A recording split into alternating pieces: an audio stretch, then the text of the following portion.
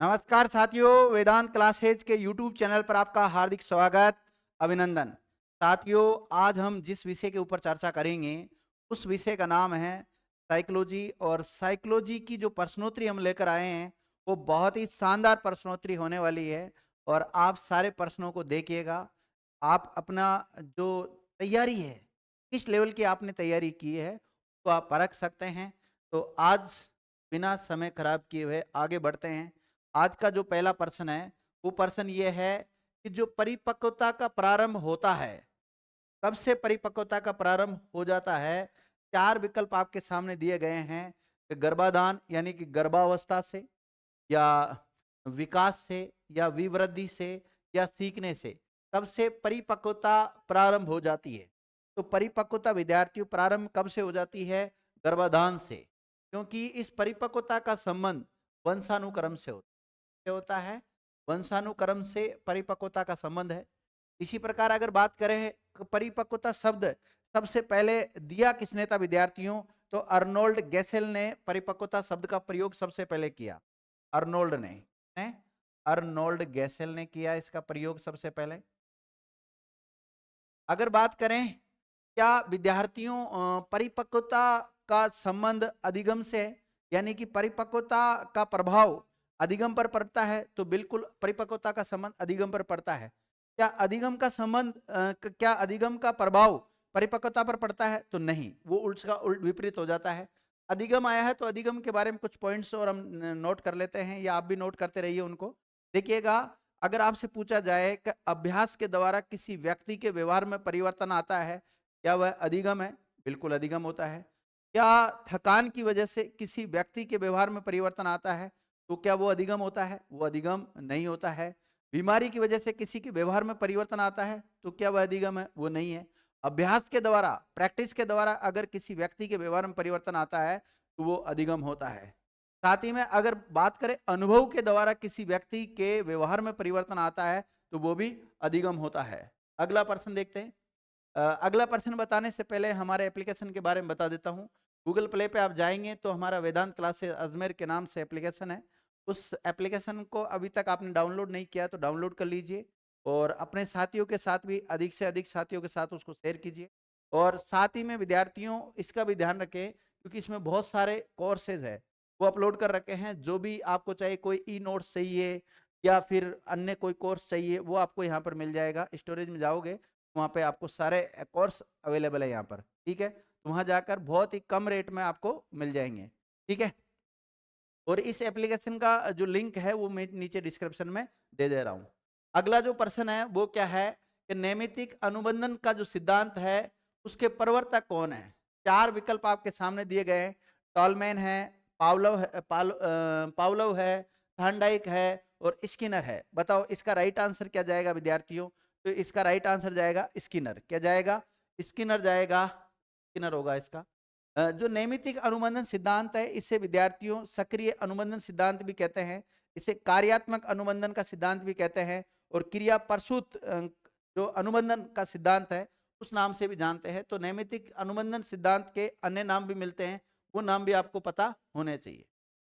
अगला प्रश्न है कि निकुंज वयस्क होने पर कार चलाने लगता है, ये क्या है? परिपक्वता है, विकास है, या सीखना है, या उपर्युक्त सभी है? बताओ विद्यार्थियों इसका राइट आंसर बताइए। तो ये जो वयस्क होने पर वह कार चलाना लगता है, ये क्या है? सीखना है। परिपक्वता और विकास नहीं है। माना कि किसी व्यक्ति में परिपक्वता आ गई तो क्या वो कार चलाना सीख जाएगा? आप में से कई व्यक्ति परिपक्व होंगे, तो आपको कार चलाना आती है, सभी को कार चलाना तो नहीं आती। सबका विकास हो गया, तो क्या आपको कार चलाना आ गई? नहीं आई विद्यार्थियों। तो ऐसे में इसका जो राइट आंसर क्या जाएगा? वो चला जाएगा सीखना चला जाएगा। अगला प्रश्न देखिएगा, निम्नलिखित में से कौन सा रुचि के बारे में सत्य नहीं है? रुचि के बारे में कौन सा कथन सत्य नहीं है? चार कथन आपको दिए गए हैं कि रुचियां व्यवहार में आकर्षण एवं विकर्षण के प्रतिबिंब नहीं होती है। रुचियां जन्मजात और अर्जित होती है, कि रुचि जन्मजात भी होती है और अर्जित भी होती है, दोनों प्रकार से प्राप्त की जाती है।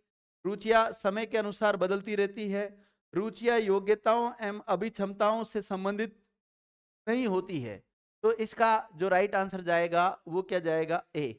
क्योंकि रुचियां व्यवहार में आकर्षण और विकर्षण के प्रतिबिंब होती है, प्रतिबिंब होती है। यह नहीं आना चाहिए था, तो नहीं आ गया, इस वजह से इसका राइट आंसर क्या जाएगा, ए चला जाएगा विद्यार्थियों। क्या जाएगा, ए चला जाएगा, क्योंकि रुचियां व्यवहार में आकर्षण एवं विकर्षण का क्या होती है, प्रतिबिंब होती है।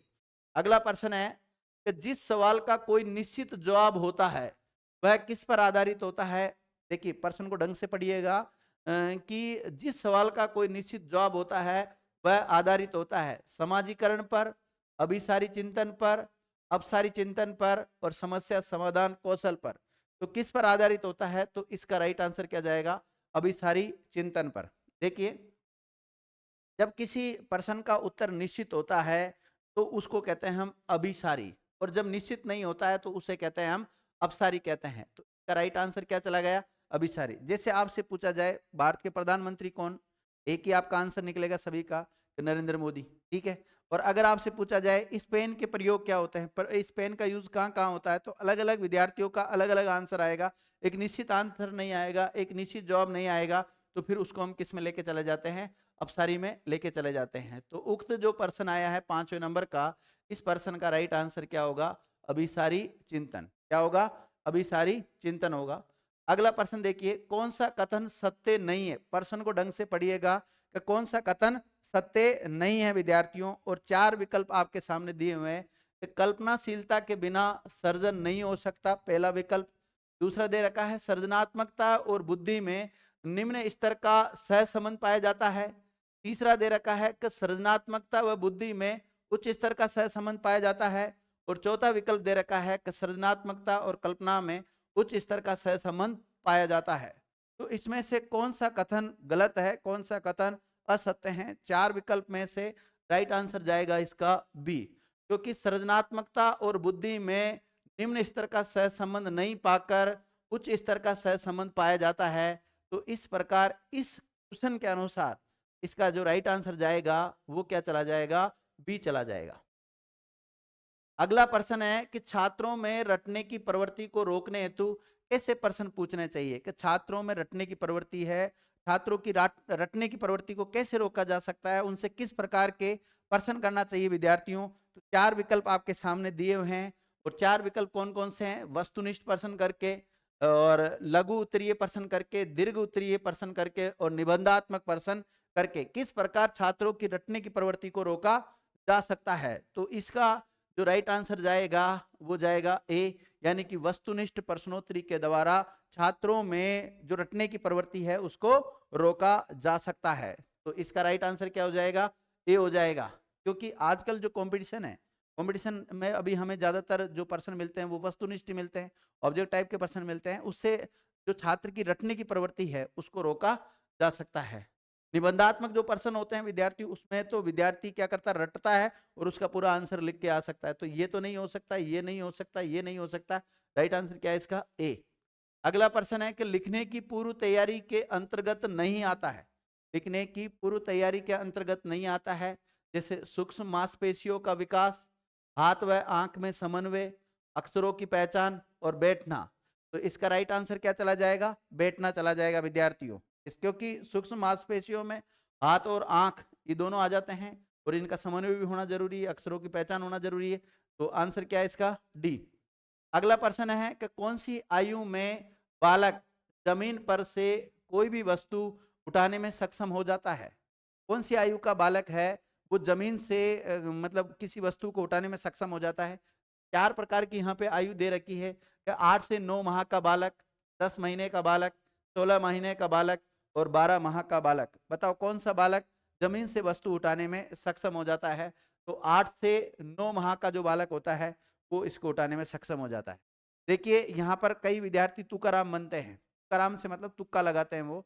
तो तुक्का लगाने वाले विद्यार्थी ज्यादातर ये लगाते हैं कि कौन से विकल्प में बड़ा विकल्प है, मतलब ज्यादा शब्द किसमें मिल रहे हैं।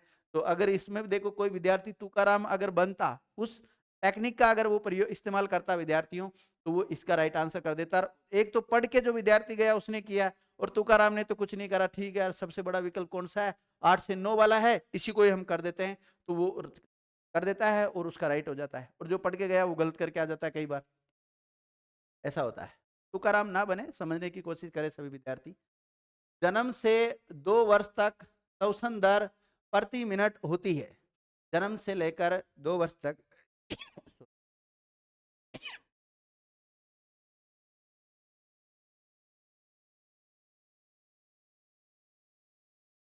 पर्सन आपके सामने है कि जन्म से 2 वर्ष तक, इसको बंदी कर दे, जन्म से 2 वर्ष तक श्वसन दर प्रति मिनट होती है 18 बार, 20 बार, 30 बार और 35 बार। तो इसका राइट आंसर क्या चला जाएगा? 35 बार। जब बालक जन्म से लेकर 2 वर्ष तक का होता है तो उसकी जो श्वसन दर है वो प्रति मिनट कितनी होती है विद्यार्थियों? वो होती है 35 बार। कितनी होती है? 35 बार होती है। 0 से लेकर 2 वर्ष तक का वो होता है। और अगर बात करें 2 से लेकर 6 वर्ष तक का वो होता है, तब तक उसकी जो श्वसन दर है, जरूर थोड़ी यही आपके एग्जाम में है, दूसरा भी तो आ सकता है, वो पूछ रहे 2 से 6 वर्ष के आयु की में कितनी श्वसन दर होती है, तो 30 बार होती है। और 6 से जो 12 वर्ष का बालक होता है उसमें 20 बार होती है। और 12 से जो अधिक है उसमें कितनी होती है? उसमें होती है विद्यार्थियों 18 बार। कितनी होती है? 18 बार श्वसन दर होती है। अगला प्रश्न है उसको हम देख लेते हैं। अगला प्रश्न क्या है कि एक के अतिरिक्त सभी बोलने के कौशल का विकास करने में भूमिका निभाते हैं। मतलब 4 विकल्प दे रखे हैं, उसमें से एक विकल्प ऐसा है जो विद्यार्थियों बोलने के कौशल में विकास करने में भूमिका नहीं निभाता है। 4 विकल्प दे रखे हैं। वाक्यों को दोहराना, बी में दे रखा है वार्ता करना, तीसरे में दे रखा है कविताएं सुनना और चौथे में दिया गया है उच्चारण करना। तो कौन सा इनमें से भूमिका नहीं निभाता है किसी के बोलने के कौशल को बढ़ाने में? तो वाक्यों को दोहराना, अगर कोई व्यक्ति वाक्यों को बार बार दोहराता है तो उसमें सही है, बोलने के कौशल में वृद्धि करेगा, विकास करेगा वो तो। वार्ता करना, एक दूसरे से बातचीत करना, तो ये भी राइट है। उच्चारण करना, ये भी राइट है। ये राइट नहीं है। कविताएं सुनना, ये राइट नहीं है। तो इसका राइट आंसर क्या चला जाएगा? सी चला जाएगा। क्या चला जाएगा? सी चला जाएगा। अगला प्रश्न देखिए, बालक के शरीर की मांसपेशियों की क्रियाओं पर नियंत्रण कौन सा विकास है? बालक के जो शारीरिक मांसपेशियां हैं उनके ऊपर जो नियंत्रण किया जाता है वो कौन सा नियंत्रण है? वो सामाजिक विकास है, गामक विकास है, बौद्धिक विकास है, संवेगात्मक विकास है। 4 प्रकार के आपको विद्यार्थियों विकल्प दे रखे हैं। तो इसका राइट आंसर क्या चला जाएगा? गामक विकास। क्या चला जाएगा? गामक विकास हो जाएगा। तो 12वें का जो राइट आंसर है वो बी है विद्यार्थियों। देखो, शारीरिक विकास 2 प्रकार से होता है। तो शारीरिक विकास है वो 2 प्रकार से होता है। एक तो अंगों का विकास होता है। इसका होता है अंगों का विकास होता है। और एक होता है विद्यार्थियों, एक तो अंगों का हो गया और एक होता है मांसपेशियों का। 2 प्रकार से होता है मांसपेशियों का। जो अंगों का विकास होता है उसको हम अंगीय विकास कहते हैं। क्या कहते हैं उसे? अंगीय विकास कहते हैं। और जो मांसपेशियों का विकास होता है उसे हम गामक विकास कहते हैं। मांसपेशी वालों को क्या कह सकते हैं हम? गामक विकास कह सकते हैं। तो गामक विकास किसके अंतर्गत आता है? मांसपेशियों के विकास में आता है। और गामक विकास को विद्यार्थियों क्रियात्मक विकास भी कहते हैं। गामक विकास को क्या कहते हैं? क्रियात्मक विकास भी कह सकते हैं। तो अगर यहाँ पर गामक विकास नहीं होता है, क्रियात्मक विकास होता है, तो ये भी राइट चला जाता है। ये भी, लेकिन यहाँ पे देखो 4 जो विकल्प दे रखे हैं इनमें सामाजिक, बौद्धिक, संवेगात्मक दे रखा है। गामक की जगह पर आपको क्या मिल सकता है? क्रियात्मक भी मिल सकता है या गतिक विकास भी मिल सकता है। एक और नाम मिलता है इसका, गतिक विकास। नाम मिलता है गतिक विकास। क्योंकि जो मांसपेशियों का विकास होता है उसको गामक विकास, क्रियात्मक विकास, इसको ही हम गतिक विकास भी कहते हैं। कोई सा भी नाम आपको मिल सकता है। तो राइट आंसर क्या होगा इसका? बी होगा। 12वें का राइट आंसर होगा बी। अगला प्रश्न है 13वें नंबर का विद्यार्थियों, वो क्या है? तो विकास लयात्मक होता है। विकास लयात्मक होता है, नियमित नहीं, लगातार, मतलब यूं स्टेट नहीं होता। यह कथन किसका है? क्रोएम करो का है, पार्कर का है, या मेरिडिथ का है, या हरलोक का है? विकास लयात्मक होता है, ये बात किसने बताई विद्यार्थियों? तो ये बताई है किसने? हरलोक ने। किसने? हरलोक ने, श्रीमती हरलोक ने बताई है।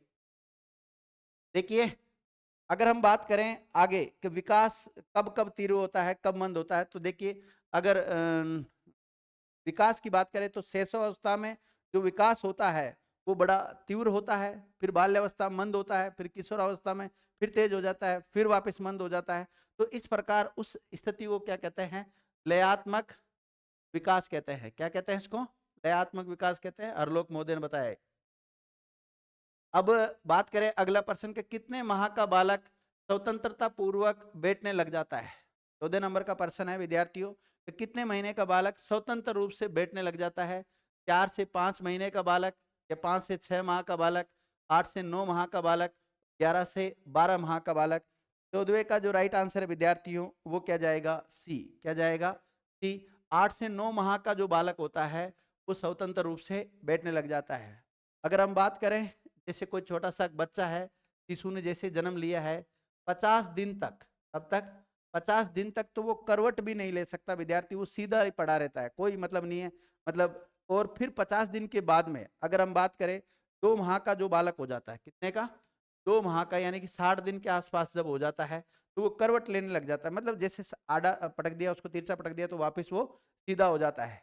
और इसी प्रकार अगर बात करें 4 माह का बालक, कितने का, 4 माह का बालक, तो 4 माह का बालक करवट ले लेता है, क्या करता है, करवट ले लेता है। और जो 5 माह का बालक होता है, 5 माह का बालक होता है वो मतलब उल्टा भी हो जाता है, किधर भी करवट ले सकता है, ये कह सकते हैं हम, यानी कि लुढ़क ना कह सकते हैं, कभी भी लुढ़क सकता है। जब कोई बच्चा 5 साल का, सॉरी 5 महीने का हो जाता है तो उसके बाद में उसको, जैसे सामान्यतः कोई उसको बेड वगैरह पे सुलाते हैं तो उस पर विशेष ध्यान रखना चाहिए, क्योंकि उस समय वो गिर सकता है बेड से। बाकी 3-4 महीने तक तो उसके गिरने की कोई संभावना नहीं होती है। और अगर 5 से 6 महीने का जो बालक होता है, 5 से 6 माह का जो बालक होता है वो सहारे से बैठने लगता है, ठीक? सहारे से अगर आप उसको पकड़ के बैठाओगे तो वो बैठने भी लग जाता है। और स्वतंत्र रूप से कब बैठने लग जाता है वो, देखो इसमें यही लिखा हुआ है कि स्वतंत्रता पूर्वक बैठने लगता है, तो 8 से 9 माह का जो बालक होता है वो स्वतंत्रता पूर्वक बैठने लग जाता है। अगला प्रश्न है शिशु के व्यवहार का आधार होता है, शिशु के व्यवहार का जो आधार है वो क्या होता है, संवेग, सुझाव, अनुकरण या मूल प्रवृत्तियां। शिशु के व्यवहार का आधार क्या होता है विद्यार्थियों, मूल प्रवृत्तियां। क्या होता है, मूल प्रवृत्तियां। इसका राइट आंसर क्या चला जाएगा, डी चला जाएगा। क्या चला जाएगा, डी चला जाएगा, मूल प्रवृत्तियां इसका राइट आंसर है।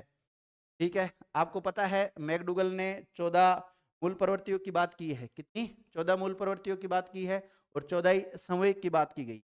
14 संवेग है, 14 क्या है, विलियम मैकडूल, जो मैकडूगल है तो इसका मूल प्रवृत्तियों का जनक भी कहा जाता है। मूल प्रवृत्तियों का जो जनक किसको कहा जाता है, तो विलियम मैकडूगल को कहा जाता है। किसको कहा जाता है, विलियम मैकडूगल को कहा जाता है। अगला प्रश्न यह है कि बालक जिज्ञासावश सबसे अधिक प्रश्न किस उम्र में पूछता है। एक जो बालक होता है कौन सी एज में सबसे ज्यादा प्रश्न पूछता है विद्यार्थियों, 0 से लेकर 2 वर्ष तक का हो जाता तब, 3 से लेकर 6 वर्ष तक का हो जाता तब, या 6 से लेकर 12 वर्ष का हो जाता है, या 12 से 16 वर्ष का जब होता है, कौन सी अवस्था में सबसे ज्यादा वो प्रश्न पूछता है। तो एक बालक 3 वर्ष से लेकर 6 वर्ष की जो एज होती है उसकी, उसमें बहुत ज्यादा प्रश्न पूछता है, उसकी बहुत ज्यादा जिज्ञासा होती है विद्यार्थियों। तो इस एज का भी आपको पता रखना है। साथ ही में यही एज जो जीन पियाजे हैं, क्योंकि जीन पियाजे को हम भूल नहीं सकते, जीन पियाजे ने भी यही एज बताई है। ठीक है, अगला जो प्रश्न है वो क्या है कि कौन सा कथन सृजनात्मक सोच को प्रदर्शित करता है। कौन सा कथन सृजनात्मक सोच को प्रदर्शित करता है, जैसे कविता पाठ याद करना, पहाड़ा याद करना, पेड़ तथा मकान में संबंध स्थापित करना, या पाठ को रटना। 4 विकल्प आपके सामने दे रखे हैं, आपको इसका राइट आंसर बताना होगा।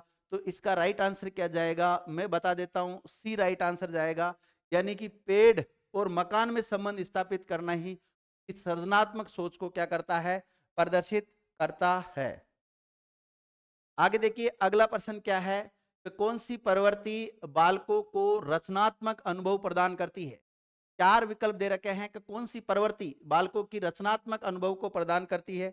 और पहला विकल्प दे रखा है कि नरम मिट्टी से खिलौने बनाना हो, अक्षरों को लिखना हो, खिलौनों के साथ खेलना हो, गिनती गिनना हो। तो विद्यार्थियों इसका जो राइट आंसर क्या जाएगा, नरम मिट्टी से खिलौने बनाना, ये प्रवृत्ति बालकों को रचनात्मक अनुभव प्रदान करती है। ठीक है, तो इसका राइट आंसर क्या हो जाएगा, ए हो जाएगा। रचनात्मक की जगह पर आपको सृजनात्मक शब्द भी मिल सकता है। अगला प्रश्न देखिए, अगला प्रश्न क्या है कि उचित समूह का चयन कीजिए। 4 विकल्प आपके सामने दे रखे हैं, जड़ बुद्धि, श्रेष्ठ, उच्च बुद्धि, प्रतिभाशाली और मंद बुद्धि। ये तो नहीं हो सकता। चलो एक बार मैं पढ़ के सुना देता हूँ। बी में दे रखा है जड़ बुद्धि, फिर मंद बुद्धि, फिर श्रेष्ठ, फिर प्रतिभाशाली। फिर सी में दे रखा है मंद बुद्धि, जड़ बुद्धि, श्रेष्ठ बुद्धि, प्रतिभाशाली। और डी में दे रखा है श्रेष्ठ बुद्धि, मंद बुद्धि, जड़ बुद्धि और प्रतिभाशाली। तो इस ये कौन सा जोड़ा सही है इनमें से? तो ये वाला जोड़ा राइट है। कौन सा? ये वाला जोड़ा राइट है। जड़ बुद्धि, मंद बुद्धि, श्रेष्ठ उच्च बुद्धि और प्रतिभाशाली। अगला जो प्रश्न है वो अगला प्रश्न क्या है कि शेषवावस्था में कौन सी क्रिया का निषेध होना चाहिए? शेषवावस्था में कौन सी क्रिया का निषेध होना चाहिए? चार विकल्प दे रखे हैं। संवेगों का दमन करना, संवेगों का शोधन करना, जिज्ञासा का शोधन करना और प्रोत्साहन करना। तो 20वें का जो राइट आंसर क्या जाएगा विद्यार्थियों? मतलब इस क्रिया का निदान मतलब निषेध करना चाहिए, संवेगों का दमन नहीं करना चाहिए, संवेगों का शोधन करना चाहिए। 20वें का राइट आंसर जाएगा ए। क्या जाएगा? ए जाएगा। अगला प्रश्न है विद्यार्थियों 21वें नंबर का, उसको देखिएगा आप। तो खेल का मैदान बालक का निर्माण स्थल है, ये कथन किससे संबंधित है? खेल का मैदान बालक का एक निर्माण स्थल होता है, ये बात किसने बोली है? स्किनर ने बोली है, हरलोक ने बोली है, गैसेल ने बोली है या करो ने? चार विकल्प आपके सामने दिए हुए हैं। तो ये बात बोली विद्यार्थियों स्किनर ने। किसने?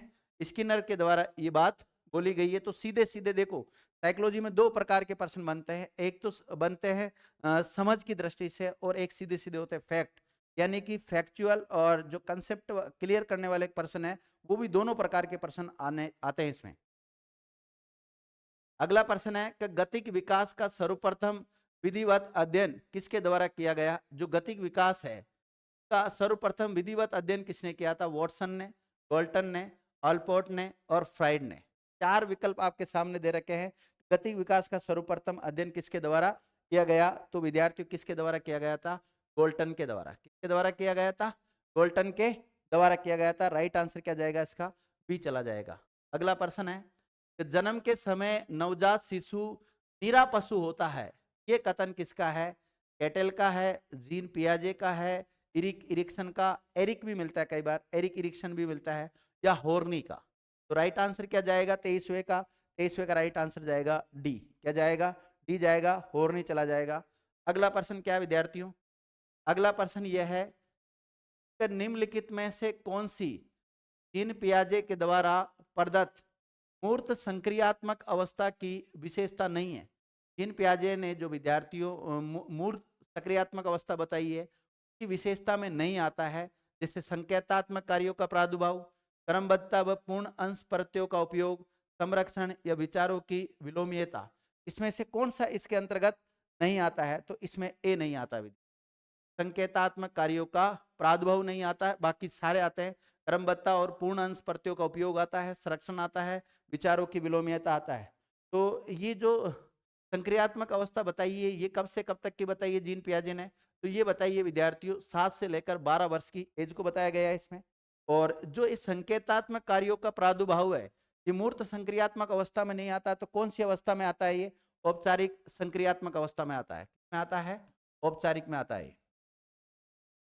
औपचारिक संक्रियात्मक अवस्था का पार्ट है, उस विशेषता है ये, ना कि मूर्त संक्रियात्मक की। मूर्त संक्रियात्मक की ये बाकी तीनों इसकी विशेषताएं है। अगला जो प्रश्न है विद्यार्थियों उसको देखिएगा। निम्नलिखित में से कौन सी अभिवर्ती की विशेषता नहीं है? अभिवर्ती जन्मजात होती है, अभिवर्ती स्थायी नहीं होती है, ये परिवर्तनीय होती है। अभिवर्ती हमेशा किसी वस्तु या परिस्थिति, व्यक्ति इत्यादि के प्रति प्रदर्शित होती है।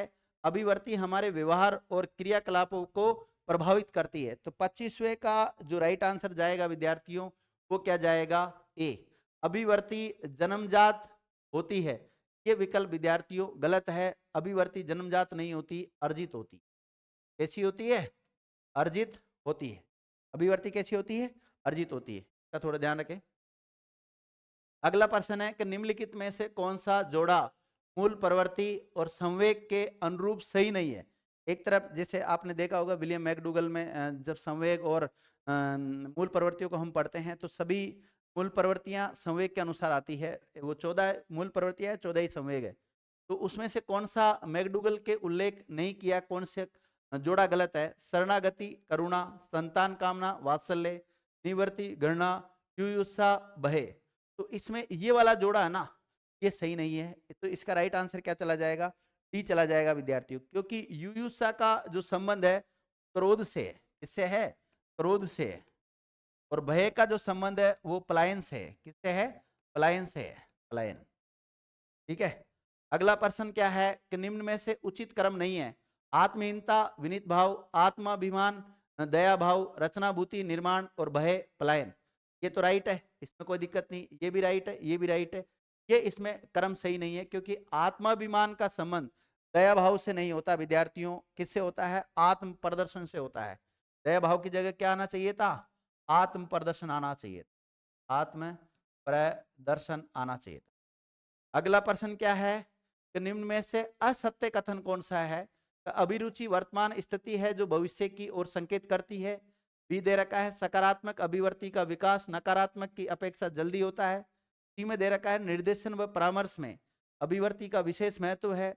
और डी में क्या दे रखा है, उपर्युक्त में से कोई नहीं। तो विद्यार्थियों इसका राइट आंसर क्या जाएगा, क्या जाएगा, सी जाएगा। सी इसका असत्य कथन है, क्योंकि निर्देशन और परामर्श में विद्यार्थियों अभिवर्ती का विशेष महत्व है। ये अभिवर्ती नहीं आना चाहिए था, यहाँ पर क्या आना चाहिए था, अभिक्षमता आना चाहिए था। क्या आना चाहिए था, अभिक्षमता। क्या आना चाहिए था, अभिक्षमता आना चाहिए था। आगे प्रश्न है तो विकास एक परिवर्तन है, किसके अनुसार, विकास एक परिवर्तन है, ये बात किसने बोली, गेट्स ने, गैसल ने, स्किनर ने या क्रानबेक ने। तो इसका राइट आंसर जाएगा बी, क्या होगा, गैसल। क्या होगा, गैसल। और आज का अंतिम सवाल है विद्यार्थियों, साइको सोशल थ्योरी पर जोर किसने जोर देता है, सामाजिक अंतःक्रिया व भाषा पर, अनुकरण पर, सामाजिक अनुभूतियों पर या उपर्युक्त सभी। क्या राइट आंसर होगा, कमेंट करके जल्दी से बता दो विद्यार्थियों। तो इसका जो राइट आंसर जाएगा वो जाएगा सामाजिक अनुभूतियों पर। देखो साइको सोशल थ्योरी अगर हम बात करें हिंदी में इसको क्या कहते हैं, तो मनोसामाजिक विकास सिद्धांत कहते हैं इसको। क्या कहते हैं, मनोसामाजिक विकास सिद्धांत, इस नाम से जानते हैं इसको। इंग्लिश में क्या कहते हैं इसको, इसमें कहते हैं साइको सोशल थ्योरी। और ये इसमें किस पर जोर दिया जाता है, सामाजिक अनुभूतियों पर जोर दिया जाता है। और ये सिद्धांत दिया किसने, ये एरिक्सन ने दिया, या फिर हम लिख सकते हैं इरिक्सन ने दिया। इरिक्सन के द्वारा ये सिद्धांत दिया गया है। तो इरिक्सन ने ये सिद्धांत दिया साइको सोशल थ्योरी, हिंदी में इसको बोलते हैं मनोसामाजिक विकास सिद्धांत। और ये किस पर बल देता है, सामाजिक अनुभूतियों के ऊपर बल देता है। तो विद्यार्थियों साइकोलॉजी के जो प्रश्नोत्तरी है आपको कैसी लगी, अच्छी लगी है तो कमेंट करके जरूर बताना साथियों। थैंक यू मित्रों।